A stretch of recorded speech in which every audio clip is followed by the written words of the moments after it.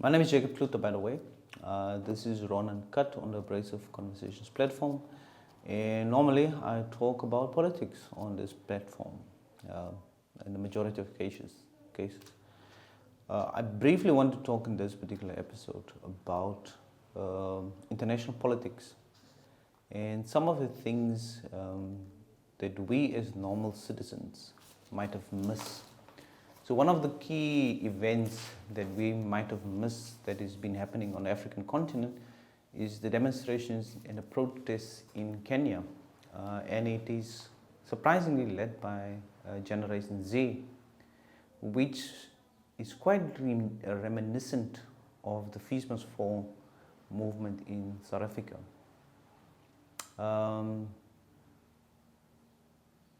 What I've seen, for me specifically, is democracy in work, but also a generation that is becoming fearless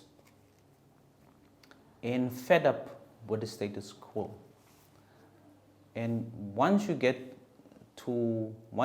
generation, especially young people, get to the level where they are fearless and fed up with the status quo, they don't have much to lose. There's no prospects for them, and the only way out is to protest, get yourself hurt, and try and change the ship in a different direction.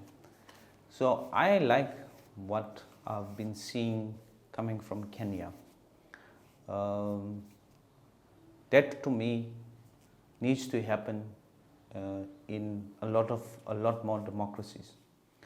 But the problem what we have in Kenya is that most of these protests that starts into a movement, they don't get sustained, and then you see opportunistic groups take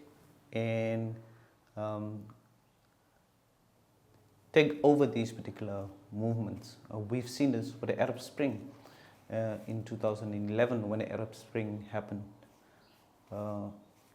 It is this organic movement, and then suddenly you have leaders and people speaking, and then the whole movement went sideways. The second international political thing that we might have missed and not talk so much about is the continuous genocide that is happening in Gaza.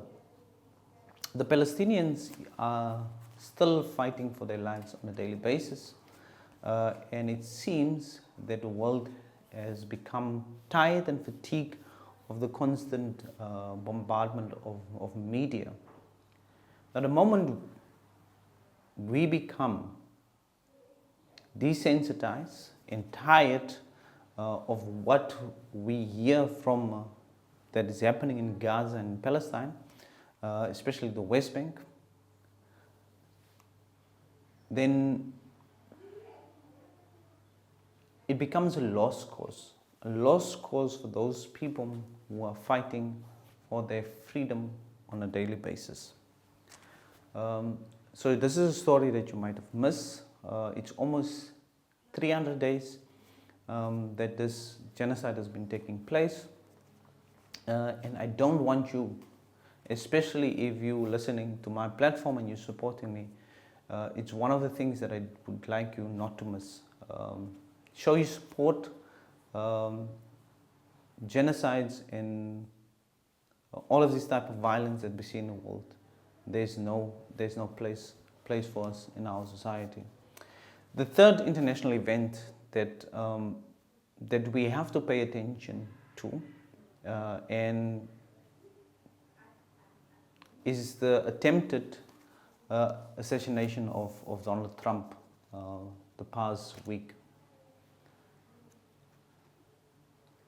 What I see with this attempted assassination is that it makes him now the front runner as the next president of the United States. Now, if he becomes the next president of the United States, it will affect us in Africa, and it will affect us